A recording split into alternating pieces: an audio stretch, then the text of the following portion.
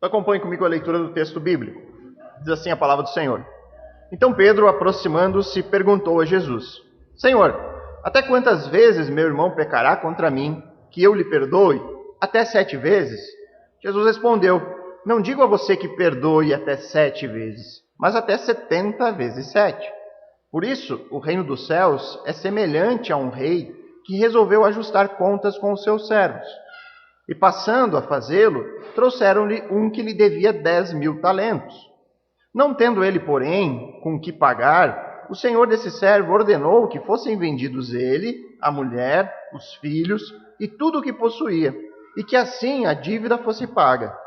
Então o servo, caindo aos pés dele, implorava: Tenha paciência comigo e pagarei tudo ao senhor. E o senhor daquele servo, compadecendo-se, mandou-o embora e perdoou-lhe a dívida. Saindo, porém, aquele servo, encontrou um dos seus conservos que lhe devia 100 denários. Agarrando-o, começou a sufocá-lo, dizendo: Pague-me o que você me deve. E então o seu conservo, caindo aos pés dele, pedia: Tenha paciência comigo e pagarei tudo a você. Ele, porém, não quis. Pelo contrário, foi e o lançou na prisão até que saudasse a dívida. Vendo seus companheiros o que havia acontecido, ficaram muito tristes e foram relatar ao seu senhor tudo o que havia acontecido. Então o senhor, chamando aquele servo, lhe disse: Servo malvado, eu lhe perdoei aquela dívida toda porque você me implorou. Será que você também não devia ter compaixão com seu conservo, assim como eu tive compaixão de você? E indignando-se, o senhor entregou aquele servo aos carrascos, até que lhe pagasse toda a dívida. Assim também o meu Pai que está no céu fará com vocês, se do íntimo não perdoarem cada um a seu irmão. Queridos, na semana passada nós analisamos os versículos 21 e 22 desse texto. Nós vimos que o apóstolo Pedro, motivado pelo ensino de Jesus até aquele momento sobre como devemos tratar os irmãos de dentro da comunidade da fé e que acabam por tropeçar, que se desviam do caminho do verdadeiro discipulado cristão, Jesus havia ensinado até aquele momento os passos daquilo que nós chamamos hoje de doutrina da disciplina eclesiástica, nos versos 15 a 17.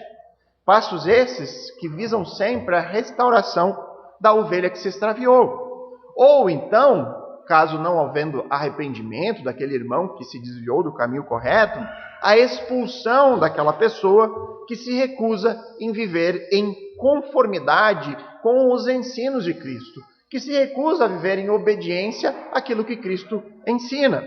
Então, diante desse contexto, desse ensino de Jesus acerca desse assunto, Pedro faz uma pergunta sobre quantas vezes devemos perdoar um irmão.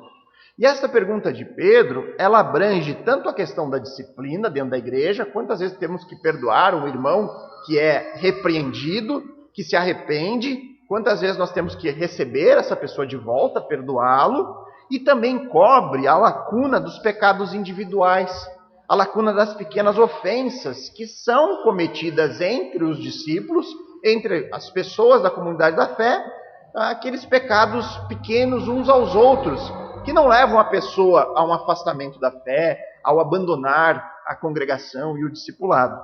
Pedro, inclusive, faz, nesses versículos iniciais, uma sugestão. Ele sugere uma medida de misericórdia. Medida esta que, aos olhos do apóstolo, provavelmente eram humildes. Pedro provavelmente quer mostrar para Jesus o quanto ele já havia aprendido sobre humildade. E ele sugere 7 vezes. Ele diz: Senhor, será 7 vezes? E por que essa sugestão de 7? Porque em comparação com o ensino judaico do seu tempo, dos religiosos do seu tempo, era uma medida muito grande. Os religiosos sugeriam perdoar o irmão em apenas 3 oportunidades. Pedro, ele mais do que dobra este limite. Então ele quer demonstrar: olha só, eu sou muito mais humilde que os religiosos, que os fariseus, que os escribas, porque eu estou sugerindo mais do que o dobro de medida de perdão. Só que Cristo, no versículo seguinte, no 22, ele desmonta essa tentativa de Pedro em demonstrar a sua humildade. Jesus ensina que o perdão dentro da comunidade da fé, dentro da comunidade dos discípulos, jamais pode ser limitado por quantidade ou frequência. Existe apenas um limite para o perdão. Alguém lembra qual é esse limite? O arrependimento. É o único limite ao perdão, é a pessoa se arrepender. Havendo arrependimento, aqueles que estão unidos ao Messias precisam ter sempre uma disposição ao perdão. Uma disposição que é sobrenatural, que é sobre-humana e que parte da realidade de que em Cristo nós somos muito mais perdoados do que um dia nós seremos capazes de perdoar alguém. Então, para deixar esse ensino enraizado no coração dos discípulos, Jesus então propõe uma ilustração, uma parábola que visa explicar essa verdade espiritual que é profunda de uma maneira impactante e de uma maneira de ser fácil entendimento. Então nós vamos agora, nessa primeira parte da exposição, analisar aqui com cuidado toda a parábola, identificando aqueles principais elementos e os principais ensinamentos contidos aqui. Então agora, irmãos, foque no texto bíblico, compare, vou estar citando cada versículo e tenha muita atenção para que você também possa chegar a essas conclusões. O verso 23 diz: por isso, o reino dos céus é semelhante a um rei que resolveu ajustar contas com seus servos. Então repare que o versículo inicia um por isso, ou seja, por conta daquilo que foi dito sobre essa disposição ao perdão que os discípulos do Messias precisam ter, por causa dessa forma prática de viver dentro da comunidade, por causa dessa característica que deve estar presente na vida dos discípulos, por causa dessa disposição ao perdão, Jesus diz, por conta disso, o reino dos céus é semelhante. Ou seja, o assunto aqui ainda é o reino do Messias. E olha aqui que coisa interessante e impactante para nós, porque, segundo Jesus, o reino dos céus, esse reino que nós tanto esperamos que seja consumado, ele é caracterizado pela atitude dos seus habitantes. Por que o reino do céu vai ser um lugar que nós desejamos tanto? Porque nesse lugar haverá paz, haverá um espírito perdoador. É as características daquelas bem-aventuranças, humildade de espírito, né, pobreza espiritual, tudo aquilo que Jesus disse lá, que caracterizam aquelas pessoas que habitarão no reino, é que o reino é tão importante. Então, para ilustrar essa verdade que é profunda em relação à necessidade de uma atitude perdoadora, Jesus propõe aqui essa parábola. A parábola sobre um rei que resolveu ajustar contas com os seus servos. Esse é o assunto aqui. E o verso 24 diz: e passando a fazê-lo, ou seja, passando a ajustar as contas com os seus servos, trouxeram-lhe um que lhe devia 10.000 talentos. E aqui nós encontramos a apresentação de um dos servos devedores. Trouxeram um daqueles que lhe deviam ao rei, e juntamente com isso, com essa informação, nós temos a informação mais relevante aqui, que é o tamanho da dívida desse servo. Esse servo deve para o rei, segundo o texto, a quantia de 10.000 talentos. Então, para que vocês tenham uma ideia, um talento corresponde aproximadamente a 6.000 denários. O denário era a medida equivalente a um dia de trabalho. Portanto, cada talento aqui corresponde a 6.000 dias de trabalho. A dívida é de 10.000 talentos, o que equivale a 60 milhões de dias de trabalho. Uma dívida de mais de 164 mil anos de trabalho. E aqui, irmãos, diversos comentaristas bíblicos já tentaram realizar a conversão monetária para os nossos dias desse valor. Né? Sempre há esse desafio. Quanto que isso representa hoje para nós? E sempre há divergência, né? Porque eles tentam ser o mais preciso possível em relação a isso. Mas por mais que haja pequenas diferenças dos valores que cada um diz, a grande maioria concorda que essa dívida ultrapassa 1 bilhão de dólares.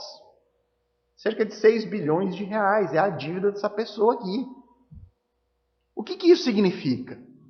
Que Jesus está propondo aqui na sua parábola alguém que possui uma dívida que é impagável. Ela não pode ser paga. Não tem condições de uma pessoa pagar esse tipo de dívida. Mesmo que ele se tornasse escravo do seu senhor, trabalhando de graça para o resto da sua vida, ele não teria dias suficientes para quitar essa dívida. Mesmo que ele trabalhasse o resto da sua vida, o servo não chegaria nem perto do 1% do que ele deve. E aí o verso 25 prossegue. Não tendo ele, porém, com que pagar, obviamente, né? Ele está falando aqui uma obviedade diante do valor. Não tendo ele, porém, como pagar, porque ele não tinha como pagar, não havia formas dele pagar essa dívida. O senhor desse servo ordenou que fossem vendidos ele, a mulher, os filhos e tudo o que possuía, e que assim a dívida fosse paga. Então não havia formas dele pagar essa quantia. E aí então o Senhor determina que fossem o servo, toda a sua família, vendidos como escravos. Importante dizer que essa era uma prática comum para o período. As pessoas que se endividavam, ela podia se vender como escravo para quitar a sua dívida. Isso era comum, porém a Bíblia condenava esse tipo de coisa, a ponto que na lei mosaica havia o ano do jubileu. A cada 7 anos, se algum israelita tivesse se vendido para pagar a sua dívida, depois de 7 anos ele tinha que ser libertado. No ano do jubileu, todo escravo era livre dentro da comunidade de Israel. Além disso, o rei também determinou, além de vender, né, toda a família e ele como escravo, vender todos os pertences aqui do servo. E com isso, o rei aceitaria a dívida como paga. Vamos vender todos vocês, venda tudo que você tem, e eu vou ter como paga essa dívida. Então, por mais cruel que possa parecer o veredito, nossa, que cruel do rei, né? Mandou vender a família toda como escravo, o rei ainda aqui está sendo misericordioso. Mesmo determinando isso. Porque mesmo vendendo família e bens, e essa era uma prática que existia, né? O povo não encararia aquilo como uma atitude, né, extremamente perversa ou sanguinária, vender como escravo, era comum isso acontecer. Mesmo vendendo tudo, o valor que seria arrecadado era apenas uma gota no oceano da dívida. Mesmo assim, o rei não receberia nem perto daquilo que ele deveria receber por direito. Mas mesmo assim, mesmo com esse valor irrisório, o rei aceitaria aquela dívida como quitada. E aí o verso 26 diz: então o servo, diante desse veredito, né, caindo aos pés dele, implorava: tenha paciência comigo e pagarei tudo ao Senhor. Então, na iminência ali de perder tudo aquilo que ele tinha e tudo aquilo que ele mais amava, né, perder a família, os filhos, os seus bens, o servo aqui faz um último apelo completamente desesperado. Ele pede paciência e tempo para poder saldar toda a dívida. Me dê mais tempo, eu vou lhe pagar. Mas eu pergunto a vocês, irmão, haveria a possibilidade de ser feito? Se o rei desse mais tempo, ele conseguiria saldar a dívida? Ele conseguiria pagar tudo? É claro que não. Isso aqui, nós estamos falando de uma dívida completamente impagável. É um último recurso desesperado. Ele é impensado aquilo que ele está dizendo ali. E aí qual foi a reação do rei ao ouvir uma súplica desesperada do servo, no verso 27? E o senhor daquele servo, compadecendo-se, mandou embora e perdoou-lhe a dívida. O rei se compadeceu. Ao ver o desespero do servo, o rei teve pena dele. O rei então cancela a dívida como um ato de máxima misericórdia. E aqui tem outro detalhe importante do texto, irmãos, que vai nos ajudar depois nas aplicações. Ao perdoar a dívida, o que o rei faz? Ele assume para si mesmo o prejuízo. Ele assume a conta. É como se ele tivesse concedido um empréstimo de alto risco e que deu errado. Ele perdoa e assume para si os prejuízos ali. Então, diante dessa atitude inesperada do rei, né, porque era um apelo desesperado de alguém que não teria condições de pagar a dívida, e o rei vai lá e simplesmente perdoa aquilo, uma dívida bilionária. E aí, diante disso, chega a ser possível imaginar a alegria do servo. né? Se a gente se coloca nessa posição, a gente imagina a alegria, o cara endividado até o pescoço, sem nenhuma esperança, com um decreto real já determinado, o rei havia dito, venda todos eles, tudo que tem, o rei já havia determinado isso, e aí, em último recurso desesperado, o seu pedido de misericórdia é atendido. E aí todas as suas dívidas são perdoadas. Ou seja, uma nova vida agora espera por esse homem. Esta alegria abundante do perdão recebido, ela deveria ter sido refletida nas atitudes posteriores. Mas o que nós vemos na sequência? É uma atitude incompreensível deste homem. Um homem que foi perdoado de uma dívida impagável. O verso 28 diz que, saindo, porém, aquele servo, encontrou um dos seus conservos, que lhe devia 100 denários. Agarrando-o, começou a sufocá-lo, dizendo: pague-me o que me deve. Ou seja, logo depois dele ter recebido o perdão da sua dívida, o servo encontrou um outro servo do rei que trabalhava com ele, ou seja, um colega de trabalho. E esse servo, colega dele, devia para ele 100 denários. O valor da dívida, irmãos, não é irrelevante. É um valor considerável. É o valor de 100 dias de trabalho. Porém, quando você traz para comparação... O pessoal descobriu que tem buzina hoje. Quando comparado com a dívida que ele mesmo tinha, ou seja, não é um valor irrisório, é um valor de 100 dias. 100 dias de trabalho. Mas quando se compara com aquela dívida bilionária de 164 mil anos de trabalho, ela se torna, assim, insignificante. Então agora, irmãos, o que mais chama atenção, sem dúvida, é a atitude do servo logo depois de ter recebido o perdão, quando ele encontra aquele outro que ele devia. O que o texto diz? Que ele sai daquele momento que deveria ser de alegria plena. Poxa, eu recebi isso, olha o perdão que eu recebi. E aí ele sai dali, encontra um colega de trabalho e ele pega pelo pescoço. Começa a sufocar o cara: me pague o que você me deve. Parece a reação de alguém alegre diante de um perdão que foi recebido? Não. Verso 29 diz: então o seu conservo, diante daquela situação, ao ser agarrado pelo pescoço, sufocado, caindo aos pés dele, pedia: tenha paciência comigo e pagarei tudo a você. A exata mesma súplica que ele havia feito ao rei, ele ouve ali do seu conservo. As mesmas palavras que ele havia dito, ele ouve de alguém. A única diferença que a gente pode pontuar de um caso para o outro é que o pedido que ele mesmo havia feito ao rei era um pedido impossível de ser cumprido. Me dê mais tempo, eu vou lhe pagar. Ele não poderia pagar, nem que desse todo o tempo da vida dele. Mas agora, irmãos, o seu conservo, esse pedido é diferente, porque ele tinha condições de quitar. Se ele fosse compassivo e desse tempo, ele teria condições de pagar aqueles 100 dias de trabalho. Em um ano ele poderia quitar aquela dívida. Agora, qual foi a atitude dele ao ouvir a súplica do seu colega? Verso 30. Ele, porém, não quis. Ele reteu o perdão. Ele não quis perdoar.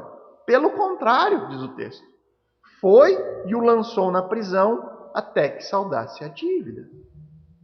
E aqui vem uma questão histórica que é importante para a gente entender melhor o texto. Por que ele não vendeu aquele servo como escravo? Porque a lei não permitia que alguém fosse vendido por uma quantia menor do que ele devia. Um escravo naquele tempo, o menor valor por um escravo daquela época seria a quantia de 500 denários. Então ele não poderia ser vendido por uma quantia maior do que ele devia apenas 100. Então qual que era a solução? Sentenciar aquele homem a trabalho forçado em prisão até que ele pagasse a dívida. E tudo isso Toda essa atitude aqui foi tomada diante dos demais servos do rei, que olharam tudo aquilo, que observaram, que tinham conhecimento da história e, obviamente, se indignaram com aquilo. E o que eles fazem? Logo em seguida, eles vão contar ao seu senhor o que havia acontecido. Verso 31 a 33. Vendo seus companheiros o que havia acontecido, ficaram muito tristes e foram relatar ao Senhor tudo o que havia acontecido. Então o Senhor, chamando aquele servo, lhe disse: servo malvado, eu lhe perdoei aquela dívida toda, porque você me implorou. Será que você também não devia ter compaixão do seu conservo, assim como eu tive compaixão de você? Então, obviamente que o rei ficou indignado.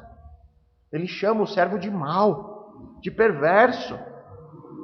Eu lhe perdoei uma dívida impagável. Eu tive compaixão contigo. Por qual motivo você não agiu da mesma maneira com o seu colega de trabalho que lhe devia muito menos do que você me devia? E aí o verso 34 diz: e indignando-se o Senhor, entregou aquele servo aos carrascos, até que ele pagasse toda a dívida. Toda a dívida. Diante dessa atitude cruel do servo, o que o rei faz? Ele revoga o perdão da dívida. E agora, irmãos, além de cumprir com a sentença que o rei já havia determinado no verso 25, de vender todos os bens, de vender toda a família como escravos, ele mesmo agora seria entregue aos carrascos. E aqui, irmãos, a tradução mais literal possível da palavra no original, a palavra no grego é torturadores. Ele será entregue aos torturadores. A dívida não mais seria quitada com a venda da família, com a venda dos bens. O homem agora seria entregue aos torturadores até que a sua dívida fosse completamente paga. Ou seja, irmãos, uma dívida impagável. Este homem seria entregue aos torturadores e jamais sairia dali.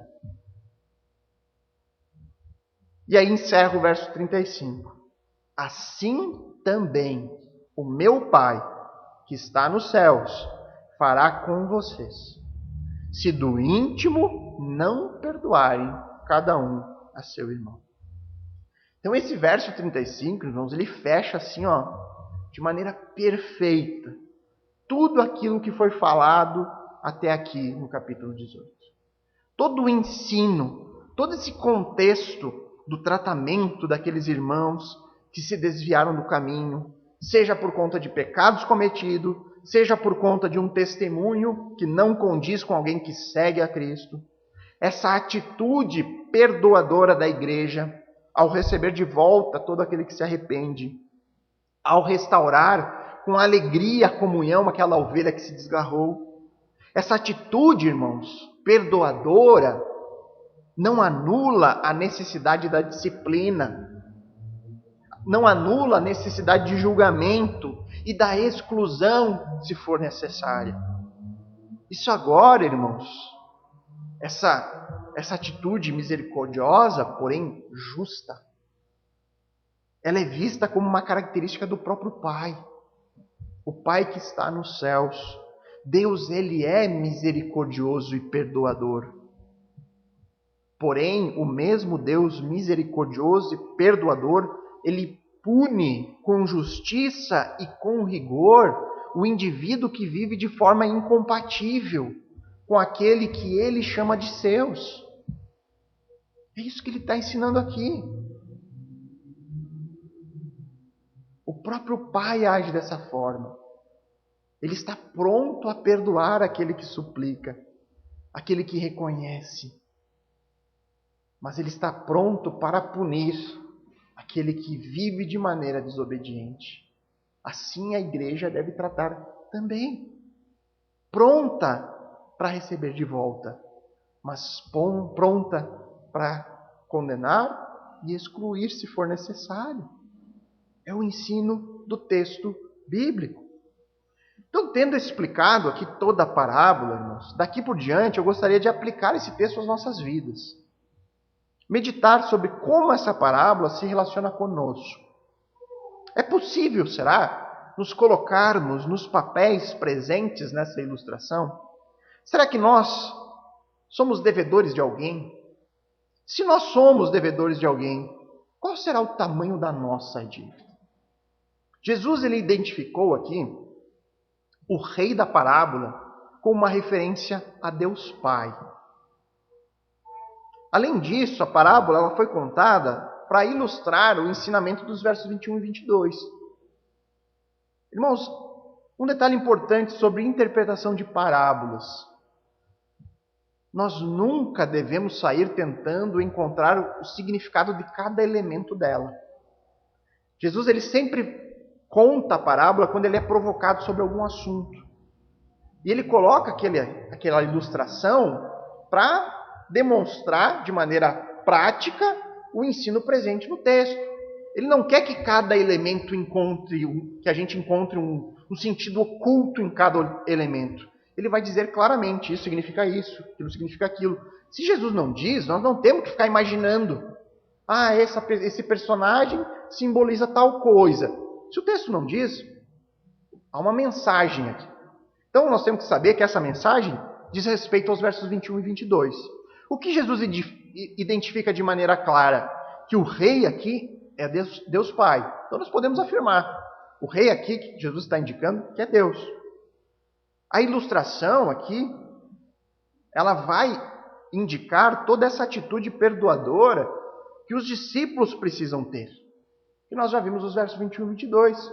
Uma atitude perdoadora que nasce do entendimento de que nós fomos muito mais perdoados por Deus do que seremos capazes de perdoar. Então, para que a gente possa ter esse tipo de atitude, que é uma atitude característica dos habitantes do reino, nós precisamos primeiro entender essa questão. Qual é o tamanho da nossa dívida diante de Deus? E aí, de acordo com o ensino presente na parábola, qual é o tamanho dessa dívida?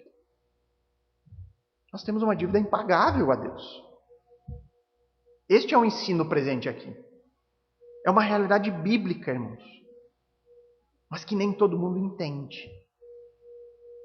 Mesmo no meio evangélico, você encontrará aqueles que vão afirmar a sua segurança na salvação, a sua certeza na salvação, com base na sua própria capacidade de saldar essa dívida. Como saber disso? Basta fazer uma única pergunta. Você pode se perguntar a si mesmo agora. Vou fazer a pergunta e você tenta te responder na sua cabeça. Você tem a certeza da sua salvação? Se você tivesse que responder agora essa pergunta, o que você diria? Você tem a certeza da sua salvação? E aí você vai encontrar, irmãos, pessoas, talvez aqui no nosso meio, que não possuem essa certeza. Que não conseguem dizer, eu tenho completa certeza, eu serei salvo. Eu vou ser salvo, eu não tenho dúvida disso. Mas talvez você encontre aqueles que vão dizer, não, eu não tenho certeza. E aí se você se questionar, por que falta convicção na sua salvação? Talvez a resposta seja, eu não tenho certeza porque eu não tenho sido regular na igreja. Eu não tenho participado o quanto eu gostaria. Eu não tenho certeza da minha salvação porque eu não tenho lido a Bíblia como eu gostaria. Eu não tenho certeza da salvação porque eu acho que eu tenho feito muito pouco. Porque eu não tenho compartilhado a minha fé. Ou coisas nesse sentido. O que tem por trás desse tipo de resposta? De você dizer, eu não tenho certeza da minha salvação porque eu oro muito pouco. Porque eu leio a Bíblia muito pouco. Porque eu venho na igreja muito pouco. Além da falta de conhecimento bíblico, o que está por trás dessa falta de convicção em uma salvação que biblicamente ela é garantida por meio exclusivamente daquilo que Cristo fez na cruz, o que está por trás disso, desse tipo de apelo, é algo semelhante ao que o servo disse. Tenha paciência comigo, Senhor, e eu pagarei a minha dívida. falta o entendimento sobre o tipo de dívida que nós contraímos diante do Rei, Criador e Senhor de todas as coisas. A pessoa está dizendo ali, Senhor, me dá mais um pouco de tempo, porque eu vou fazer isso que eu acho que eu não estou fazendo agora. E quando eu fizer isso, eu terei pago a minha dívida, e aí eu terei certeza da minha salvação. Então vamos ver algumas verdades bíblicas sobre a nossa dívida diante de Deus. Primeira informação que você precisa ter convicção: a verdade de que todos nós somos devedores. Todos nós somos devedores a Deus. Romanos 3, 23, texto que você tem que saber, decore. Pois todos pecaram e carecem da glória de Deus. Todos temos uma dívida diante de Deus. E esta, irmãos, não é uma dívida financeira. Esta é uma dívida de pecado. E o que é pecado? A palavra pecado, ela tem o seu sentido literal, errar o alvo. Esse é o sentido literal da palavra pecado. E qual o alvo que nós erramos? Qual alvo nós não conseguimos atingir? O alvo da santidade de Deus. A lei do Senhor, irmãos, e você pode ter um resumo dessa lei nos 10 mandamentos. A lei, ela revela o caráter santo de Deus. E por meio da lei, nós sabemos que jamais nós vamos conseguir atingir este elevado padrão de santidade. Nós somos incapazes disso. E, consequentemente, a lei nos condena, porque ela mostra a nossa incapacidade. Quando nós transgredimos essa lei de Deus, cada vez que nós não a cumprimos, a nossa dívida diante do Senhor, diante do Rei, diante do Criador, ela aumenta. Porém, como diz o ditado, irmãos, nada é tão ruim que não possa piorar. Por que eu digo isso? Porque Paulo, quando ele fala de pecado, lá em Romanos 14, 23, ele diz: tudo que não provém de fé é pecado. O que Paulo quis dizer com isso? Que mesmo atos moralmente bons, eles podem se tornar pecaminosos quando nós não levamos Deus e a sua palavra em consideração. E eu acredito que esse seja o entendimento que falte para a maioria das pessoas que olham para o pecado como uma lista de crimes que não devem ser cometidos. Se alguém não matar, se alguém não roubar, então essa pessoa nunca pecou. Se ela não cometer aqueles crimes que a sociedade condena. Então essa pessoa que nunca matou e nunca roubou, ela não tem dívida com Deus. Deus não vai condenar alguém que não cometeu nenhum tipo de pecado hediondo. E aí o que Paulo diz em Romanos 14, 23 é que mesmo que você doe comida e remédio para crianças carentes de uma região de extrema pobreza, mesmo que você faça isso, que aos olhos do mundo, aos nossos próprios olhos, é algo muito bom, fazendo caridade, mas se você fizer isso sem levar Deus em consideração, ou seja, no sentido de querer para si mesmo algum tipo de reconhecimento pela sua própria bondade, Paulo diz: isso é pecado. Fazer isso é pecaminoso.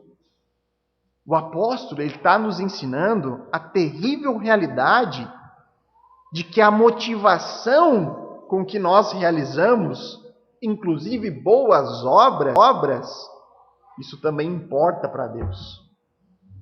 Até mesmo a motivação importa para Deus. Imagine, irmãos, quantas vezes nós realizamos coisas, tomamos decisões, falamos palavras sem dar a devida consideração a Deus e aos seus mandamentos. Quantos pensamentos passam pela nossa cabeça diariamente que não glorificam a Deus? Quantas atitudes bondosas eu já não fiz, mas com a motivação errada.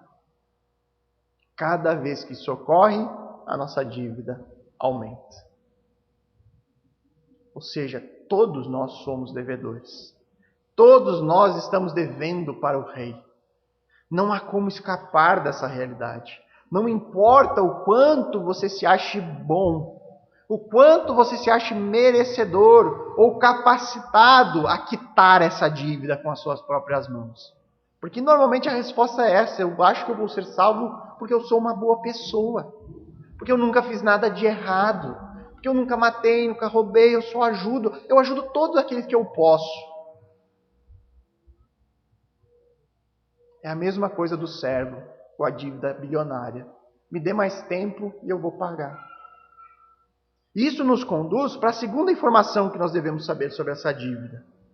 Nenhum de nós, irmãos, é capaz de pagar a sua própria dívida, ou mesmo de pagar a dívida de outra pessoa. Romanos 3,20 diz: porque ninguém será justificado diante de Deus por obras da lei, pois pela lei vem o pleno conhecimento do pecado. E Salmo 49,7: ao irmão, verdadeiramente, ninguém o pode remir, nem pagar por ele a Deus o seu resgate. Nós não somos capazes de pagar a nossa dívida e muito menos de pagar a dívida de outro. Então, qual que é a situação do momento? Somos devedores? Devemos a Deus algo que somos incapazes de pagar, seja por nós, seja pelos outros. Isso é terrível, ou ao menos deveria ser. Cada pessoa que chega nesta conclusão de que deve algo ao rei e que não tem condições de pagar, deveria entrar em desespero. Essa é a verdade, irmãos. Ao ter convicção disso, nós deveríamos nos desesperar. Por quê? Porque ninguém passará impune diante de Deus. Um dia o rei virá acertar contas com seus servos. Um dia ele vai vir cobrar essa dívida. E esta é uma dívida que precisa ser paga. Do contrário, o rei fará conosco segundo o ensino da parábola. Nós seremos entregues ao torturador e lá ficaremos para sempre. Romanos 5,18: por uma só ofensa veio o juízo sobre todos os seres humanos para a condenação. Qual a única forma de escaparmos dessa condenação? Clamando por misericórdia ao rei, reconhecendo a nossa incapacidade. Só que mesmo assim, alguém tem que arcar com o prejuízo. Alguém precisa assumir a culpa. E como que a Bíblia afirma que isso é feito? Da mesma forma que foi feito pelo rei da parábola. O próprio rei assume com o prejuízo. E de que forma o rei assume a nossa dívida? Por meio do sacrifício expiatório de Cristo. No sacrifício do Cordeiro de Deus, a dívida foi paga em favor de todos os que creem. Romanos 3,24: sendo justificados gratuitamente por sua graça, mediante a redenção que há em Cristo Jesus. Ou ainda, 2 Coríntios 5,21: aquele que não conheceu o pecado, Deus o fez pecado por nós, para que nele fôssemos feito justiça de Deus. O entendimento dessas verdades é fundamental para a compreensão do verdadeiro evangelho e, consequentemente, para a salvação. Entender isso, irmãos, que somos devedores. Entender que a nossa dívida é impagável, que não há o que a gente possa fazer por nós mesmos. Porque entendendo isso, nós entenderemos a nossa necessidade de salvação. Se eu não posso fazer nada para pagar a minha dívida, então eu preciso de um Salvador. Do contrário, eu estarei condenado eternamente. E aí, quando eu reconheço que eu preciso de salvação, aí então eu posso encontrar o Salvador. E esse Salvador é Cristo, o Filho de Deus, que veio ao mundo cancelar a dívida de todo o que crê. O que eu preciso fazer é apenas confiar, crer, me apropriar de Cristo, me apropriar da sua obra, da sua justiça. Se fizer isso, estou salvo. Aí nós podemos afirmar com toda a convicção, quando formos questionados: Você tem certeza da sua salvação? Sim, eu tenho plena certeza dela. E a minha certeza não vem do fato de eu me achar uma boa pessoa, de eu achar que eu tenho condições de saldar a minha dívida de pecado, mas vem do fato de que Cristo providenciou o pagamento. Ele providenciou a minha salvação na cruz do Calvário. Ele pegou para ele a minha dívida. Eu não confio em mim mesmo, mas eu confio nele, no Filho perfeito de Deus e no seu sacrifício. Essa declaração de fé, ela é essencial, irmãos. Você precisa fazê-la. Porém, irmãos, o ensino aqui na parábola vai além da confissão de fé que é realizada com a boca. Essa confissão de fé precisa ter evidências. Porque no momento de desespero, o servo disse que se o rei lhe desse tempo, ele quitaria a sua dívida. Uma dívida humanamente impagável. Ele afirmou com a boca algo que ele sabia ser incapaz de cumprir. Era uma falsa declaração.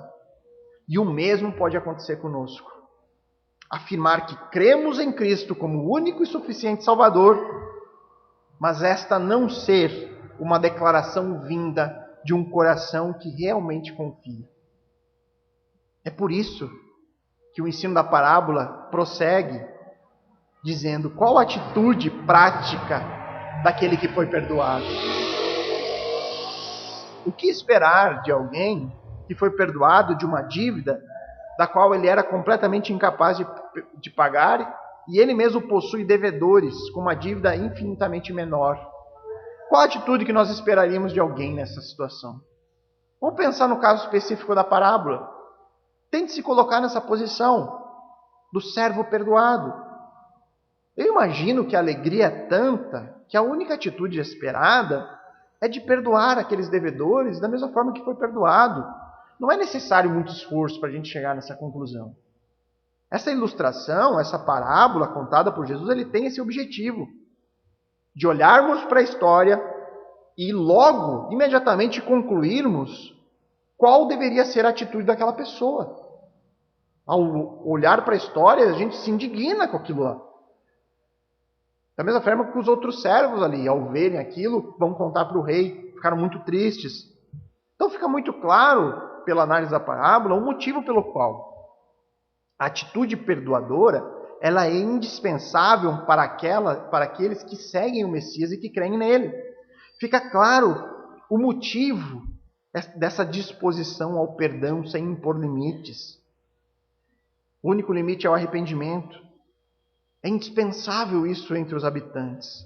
É a única atitude esperada por aqueles que foram muito mais perdoados, que entenderam o perdão de Deus, que receberam com alegria e com entendimento. Lembre-se, irmão, a fé cristã não é irracional. Você precisa entender a mensagem, ela precisa ser compreendida. Você precisa ter o entendimento racional dessa situação diante de Deus, do tamanho do perdão que você recebeu. E aí devemos ter uma atitude perdoadora em consequência disso. Agora, caso não ocorra, nós seremos como o servo que não perdoou a dívida do seu conservo. A declaração do versículo 26 dele era falsa. Por que era falsa? Porque ele sabia que não era capaz de pagar a dívida. Mas mesmo assim, ele promete algo, sabendo não ser possível fazer. Da mesma forma, irmãos, alguém pode declarar crer em Cristo como o único e suficiente Salvador, mas não crer de fato com o coração. Permanecer com práticas que não condizem com a sua declaração de fé. Permanecer com um coração endurecido, que não é capaz de perdoar os seus irmãos de pequenas ofensas. Lembra de Mateus 6, 14 e 15? Porque se perdoarem aos outros as ofensas deles, também o Pai de vocês que está no céu perdoará vocês. Se, porém, não perdoarem aos outros as ofensas deles, também o Pai de vocês não perdoará a ofensa de vocês. Agora repare o texto de hoje, Mateus 18, 34 e 35. E, indignando-se, o Senhor entregou aquele servo aos carrascos até que ele pagasse toda a dívida. Assim também o meu Pai, que está no céu, fará com vocês, se do íntimo não perdoarem cada um ao seu irmão. Percebam a semelhança, irmãos, no ensino. O nosso Deus é um Deus misericordioso, é um Deus de perdão, mas o mesmo Deus é um Deus de justiça. Um Deus que julga, que pune, que não inocenta o culpado. E além disso, que pune com rigor. Da mesma forma que a igreja, a comunidade dos discípulos precisa ser misericordiosa, restaurando o arrependido, porém jamais passando a mão na cabeça do desobediente. Se preciso for, ela deve punir. De que forma? Com exclusão. Ela deve fazer isso com aquele que se diz discípulo, mas que vive como se não houvesse Senhor sobre ele. Este é o Deus da Bíblia. Você pode conferir olhando para o texto e tirando as suas conclusões. Este é um Deus muito diferente de muitos deuses que estão sendo construídos por aí, que estão sendo ensinados. Deuses onde o seu amor sobressai sobre todos os demais atributos. Um Deus que não se importa com o pecado no seu meio. Um Deus que passa a mão na cabeça de todo mundo. Aquele bom velhinho que mora lá no céu e que está lá só para atender os nossos pedidos e desejos neste mundo. É só para isso que ele serve. Nós não podemos ser enganados. Não importa o quanto afirmemos com a nossa boca crer, é necessário evidência, segundo a palavra de Deus. Os frutos são a garantia de que nós fomos perdoados da nossa dívida impagável. Lembram quando Cristo alertou sobre os falsos profetas lá no Sermão do Monte? Capítulo 7, versos 15 a 20, ele diz que nós poderíamos reconhecer como um impostor, um falso mestre. Ele diz, pelos frutos. Pelos frutos vocês os conhecerão, disse Jesus. Pelas evidências. Você poderia reconhecer um falso mestre de um verdadeiro mestre. O apóstolo João, o que ele ensina sobre os verdadeiros discípulos? Ele vai tratar disso lá na primeira epístola, no capítulo 2, versos 4 a 6. Ele diz, aquele que diz, eu o conheço, ou seja, aquele que faz uma declaração de fé de que crê em Cristo, e ele continua, mas não guarda os seus mandamentos, esse é mentiroso, a verdade não está nele. Esse é o ponto da exclusão, da disciplina. Eu digo crer em Cristo, mas eu não vivo como ele manda eu viver. Eu sou desobediente à palavra. Eu me recuso a obedecer. E ele continua, mas quem guarda a sua palavra, nele verdadeiramente tem sido aperfeiçoado o amor de Deus. Nisto sabemos que estamos nele. E agora ele vai dizer como podemos saber que estamos de fato com uma confissão de fé que não vem só da boca, mas que vem de um coração regenerado. Quem diz que permanece nele, esse deve também andar assim como ele andou. Se não há mudança de vida, se não há mudança na maneira de pensar, mudança de atitude, nós precisamos ficar atentos. Ficar atentos. O discípulo regenerado, que ama ao seu Senhor, ele deseja se tornar como ele. Ele deseja trilhar o caminho da obediência. Ele deseja ter uma disposição em perdoar, porque ele reconhece o quanto foi perdoado. Tropeços vão acontecer. Faz parte. Jesus disse sobre isso, as pedras de tropeço são inevitáveis. Porém, irmãos, aqueles que estão unidos ao bom pastor, esses jamais perecerão. Eles jamais conseguirão voltar para o caminho da rebelião. Por que eles não conseguem? Porque a sua natureza foi redimida. ele foi transformado. Habita nele um novo coração. Ele pode tropeçar. Pode haver momentos de desânimo, momentos onde ele vem a pecar, a sair do caminho. Mas o verdadeiro discípulo, quando passar pelos passos ensinados, repreensão individual, testemunhas, se necessário igreja, ele vai reconhecer. Porque ele tem um novo coração. E Deus vai restaurá-lo. Porque o próprio pastor vai atrás da ovelha que se extraviou.